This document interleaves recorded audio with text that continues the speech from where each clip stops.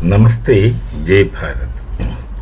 The presence of United Nations is perhaps all over the world. They are present in every state, in every nation, in every society, almost everywhere. And they're supposed to carry out very altruistic kind of missions, humanitarian interventions, all very positive things all over the world. And they began the whole enterprise with such positive and very welcome note. But this had been going on for years.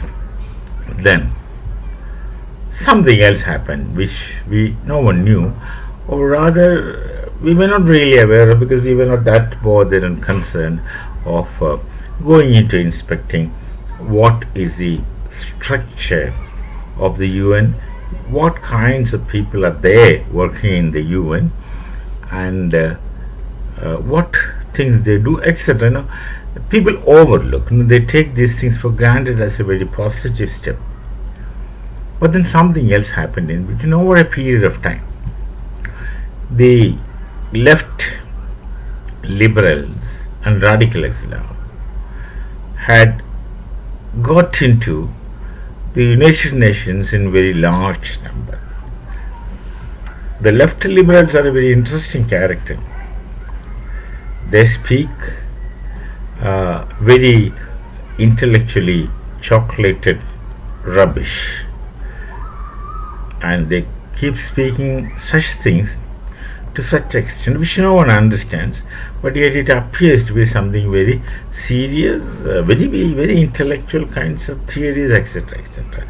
This is the usual thing you can find with the leftists and left liberals consistently throughout. Now they have developed a kind of nexus with radical Islam, not that they like one another, and given an opportunity one would destroy the other. That has been the history. But until they have some formidable foothold, they would support one another because they have a common objective and purpose. So they work hand in hand. If you look at the entire world, you will find radical Islam and left liberals hand in hand. They function together. Very effective kind of relationships they have developed.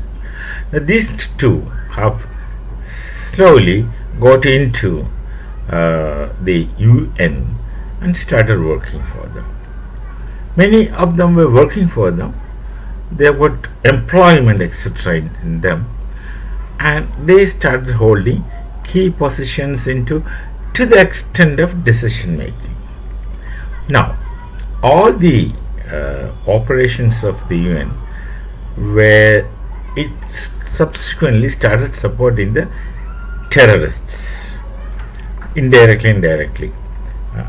Their offices were used by many terrorist people. These things are there, out there in the news. I need not to speak at length. Their offices were used by the terror outfits. Their officers were supporting the terror outfits. They were, in short, were all soft and supportive to this kind of negative phenomenon with societies all over the world. Now look at the American universities, where the students who were miscreants, I will call them as miscreants, those who go for agitations, those who go for Palestine support, those who speak for all kinds of this flowery things, they are all children of the employees of UN. They take UN's money, they study in US universities, and they work against the interests of the US or anyone in the world who contradict their interests. This had been going on, and it had gone to an extent beyond redemption. They were, you see, look at Gaza, look at the Hamas, Hezbollah, Houthi kinds of operations. They were all drawing supports from the UN indirectly, implicitly, indirectly, and at times even directly or explicitly. Their offices were getting used by these people, their spaces were getting used by these people, and overall, the money is getting used by these people. Now, the aid, children's aid, which the UN were giving, used to go to children, and it's to what kind of children? Those children who will come up with machine guns tomorrow as terrorists. And this has become a huge nexus, and then it continues. Fortunately, with the President Trump coming in, he, of course, people must have realized it, but then they let it go. They let it go. So long as it doesn't affect the houses, they let it go. But then with President Trump, many changes took place. US is funding. US is funding all these people. They had been funding after Second World War itself. That kind of practice used to go on. So the US is funding this UN, and the fund goes to these kind of people, which goes against primarily US interest and the interest of all positive people in the entire world. Now US is stopping the funding. US was funding European Union, US was funding the UN, and then US started telling, if you want a UN, you fund, but why should we fund more than half of it? So the scenario, the geopolitics in the world can change. You just wonder how these terrorist organizations survive. See, it's just imagine a common man who has a family or who is just a single man. How does he live? He has to earn his living. All of us will have to earn our living. Whatever we do, we have limits to our earning, and it's only with the exceptionally big earnings that we can go for something like luxury. But that doesn't happen in a common man's life. Such luxuries do not happen in a common man's life. We function reasonably well and nothing beyond it. Nothing beyond it. So look at the terrorists. The only thing they do is terrorist activities. Who gives them food? Who gives them clothes?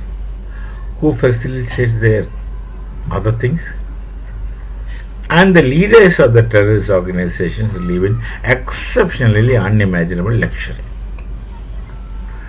Just they live with all kinds of luxury, and the luxury is getting exhibited. People, those are wives, the kinds of purchase they make in the world, you see how luxurious they exist. So all these things are going on, and who is funding? Primarily the US.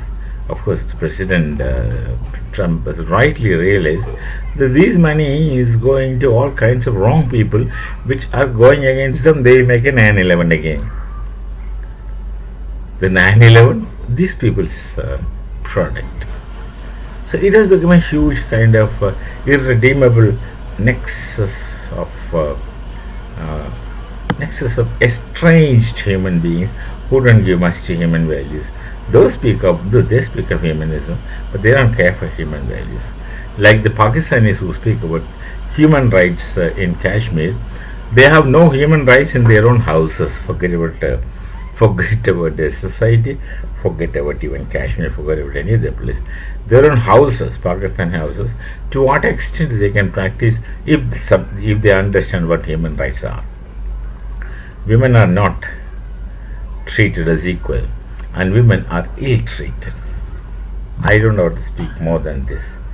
So now this is getting stopped by the US, which is a welcome move. It's a welcome move. Hopefully, until some new agencies of supporting terrorism, funding people emerges more strongly, this shall keep the world in peace for some time. So we'll meet with some other thought. Till then, it's Namaste.